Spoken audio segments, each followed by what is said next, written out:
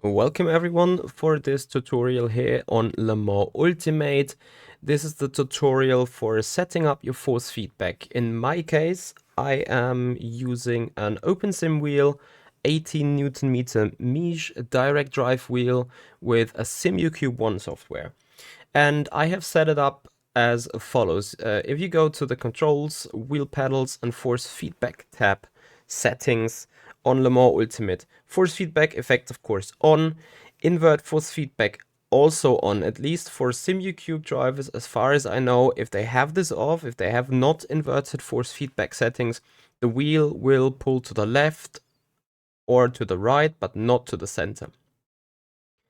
Steering torque capability, that should be set to 18 Newton meter in my case. If you have different strength of steering torque capability of your wheelbase, then put this accordingly. Force feedback strength, this is a total personal setting. It is 35% times 18 Newton meter is going to be the force feedback strength that applies to my wheel. So set this force feedback strength accordingly to your personal preference. About the force feedback smoothing, I have that to 0. I don't want to have any filters, any smoothing, anything that kind of distracts or kind of filters out effects from the tires or from the road. I have it on 0. This is the pure force feedback effect that you get. Steering bump stop degrees, put that at least to 30 degrees. This is a setting that stimulates your force feedback as soon as you're about to reach the maximum steering bump.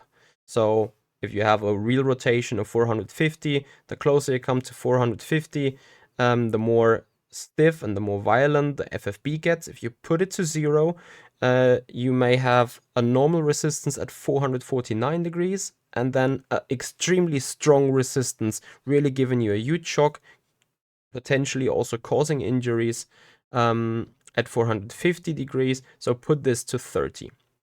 Minimum steering torque, that is more of a setting for old Logitech G29s, G27s, G9 to whatever it is. In the meanwhile, I don't know their products well enough.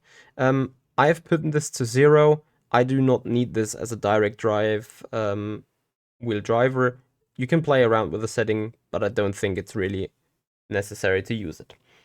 On the advanced force feedback, leave everything default as it is. To my understanding, none of these settings do have a huge impact.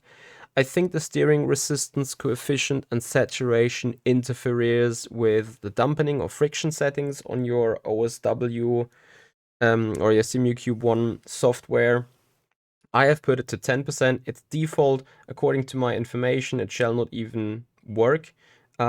So just leave it. The only thing you need to make sure, steering torque sensitivity being put to 100%. That way the force feedback actually works correctly. And please note, this is early access. We have a little bit of a dead zone in the center area of the steering that yeah, hopefully it's getting fixed. I'm not sure if there is a fix coming for that or if that force feedback enhancement is planned on getting pushed out. But make sure for the best force feedback experience that the steering torque sensitivity is put to 100%. And last but not least, use constant steering force effect off for every direct drive wheel. That is something you may want to have for I think also old Logitech, like wheel belts driven wheelbases and so on. And since you guys are always wondering about the settings of my SimuCube, here are the settings that I use for rFactor 2, and I also use them for Le Mans Ultimate in the future onwards. No minimum reconstruction filter, no peaking and notch filters, no other filters, no dampening, no friction, no inertia, nothing.